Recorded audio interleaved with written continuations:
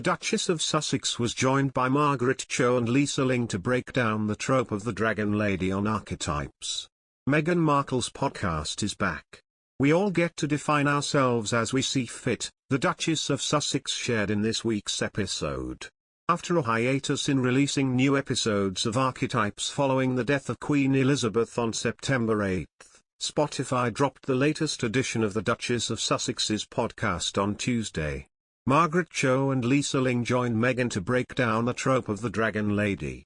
The Duchess opened the episode by recalling the diversity of cultures she was exposed to while growing up in Los Angeles, explaining that the multitude of Asian cultures was a huge part of that, from exploring Little Tokyo on the weekends to relaxing at the Korean spa with her mother, Doria Ragland. However, Meghan admitted that she wasn't aware of the prejudiced stigmas many Asian women are forced to navigate until years later, pointing to the problematic portrayals often seen on the silver screen. Movies like Austin Powers and Kill Bill, they presented these caricatures of women of Asian descent as over-sexualized or aggressive, she said, noting that the classic films were just two of many examples.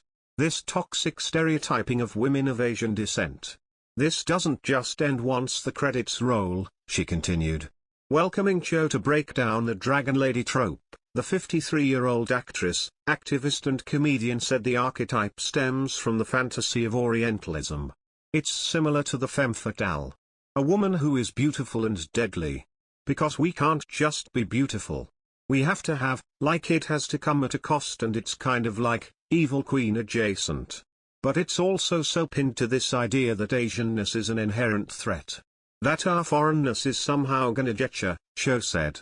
The mystery and the exoticism of it is part of it.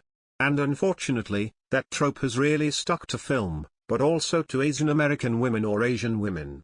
Reflecting on her childhood in San Francisco, the Fire Island star said she was raised by TV and movies, but felt frustrated with the lack of Asian representation. I never saw Asian people in them, and so I never felt visible. I never felt seen anywhere. And then later, I guess, I started to go into silent films, and I started to realize, oh, this is actually like an archetype, this archetype of the Dragon Lady, she said of her experience watching early Asian American movie stars like Anna May Wong. Ling, 49, also spoke to the lack of representation she saw on the small screen, revealing that it was a driving force for her to go into journalism. To be honest with you, the reason why I pursued broadcast journalism at all was because growing up, it's the only path that I thought was available to me. I was someone who grew up in a broken home, the CNN host shared.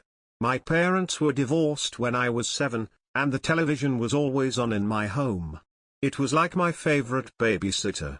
And I used to have these fantasies of being part of it somehow, because I thought, if I can get on TV, maybe I will have a better life one day. But no one looked remotely like me on TV, except for Connie Chung. She still is just the symbol of elegance and intelligence and grace. And she really allowed me to know what was possible, Ling added. She was the only Asian person on a national stage. And so I thought that this would be my only pathway. Breaking tradition with episodes past, Archetype's next guest was not revealed. Mike Tyndall, who is married to Queen Elizabeth's granddaughter Zara, also hosts a podcast. In the first new episode of The Good, the Bad and the Rugby following the monarch's death, he admitted that he had regrets. I also have loads of regrets about not asking her so many more things, Mike said, recalling having nervousness when you get that lucky seat of being sat next to her.